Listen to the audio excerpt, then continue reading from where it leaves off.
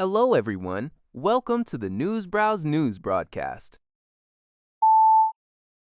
According to Star News, negotiations between the United States and Iran have reached a stalemate, leading to heightened tensions.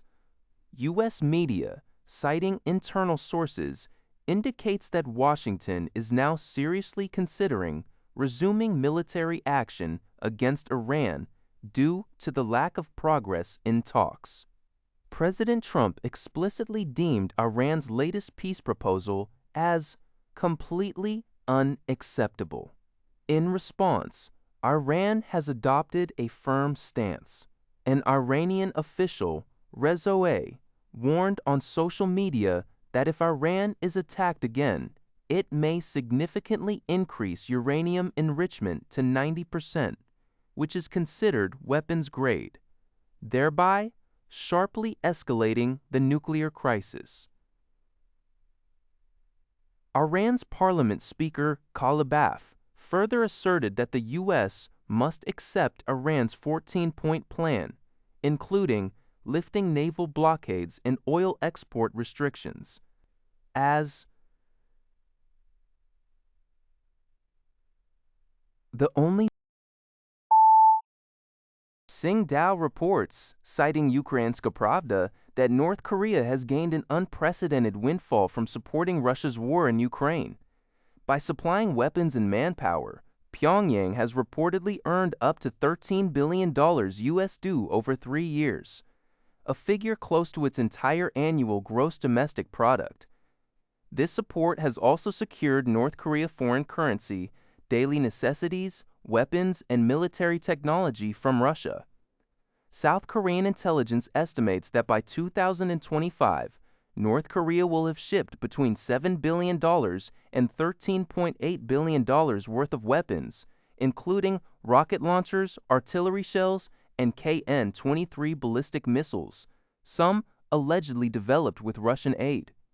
Approximately 10,000 North Korean special forces and engineering troops are believed to be in the combat zones, with plans for an additional 30,000 soldiers.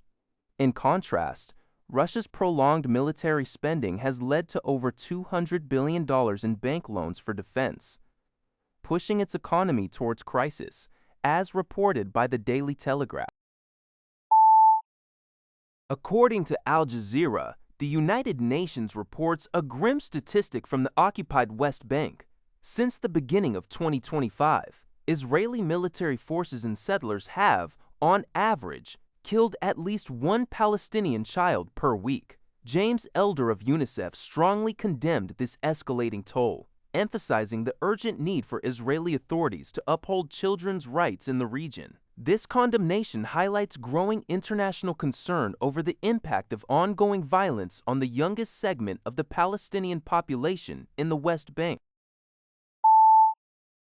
The Canadian press reports Kuwait has accused Iran of a failed attack earlier this month on Bubian Island, where China is assisting in the construction of the Mubarak al-Kabir port. This allegation was made public just before U.S. President Donald Trump's departure for Beijing, where discussions with Chinese President Xi Jinping are expected to cover regional warfare and other critical issues. The region faces a threat of renewed open conflict due to ongoing attacks and Iran's chokehold on the Strait of Hormuz. In a related development, U.S. Ambassador to Israel Mike Huckabee revealed that Israel has deployed Iron Dome air defense systems and personnel to the United Arab Emirates to bolster the country's defenses, underlining the strengthening ties between Israel and the UAE amidst shared suspicions of Iran. Separately, Bahrain announced prison sentences for 24 individuals accused of espionage and ties to Iran's Revolutionary Guard. According to UPI, U.S. consumer prices saw a larger-than-expected increase of 0.6% in April on a seasonally adjusted basis, following a 0.9% rise in March. Annually, the all-items index climbed 3.8%. The primary culprits behind this spike were food and energy prices, with the energy index alone contributing over 40% to the monthly increase, rising 3.8% for the month and a significant 17.9% over the past 12 months. Gasoline prices, in particular, surged 28.4% annually. Food prices also saw a 0.5% monthly increase, with food at home experiencing its largest monthly rise since August 2022. Excluding volatile food and energy components, prices still rose 0.4%, indicating inflation remains above the Federal Reserve's 2% target. Conversely, new vehicles, communication, and medical care prices saw slight decreases. This inflationary trend is impacting workers, with real average hourly wages dropping both monthly and annually, leading to a financial squeeze on households. Economists are concerned this persistent inflation makes Federal Reserve interest rate cuts unlikely, with some even anticipating potential rate hikes next year. That's all for this video. Thank you for watching. See you in the next video.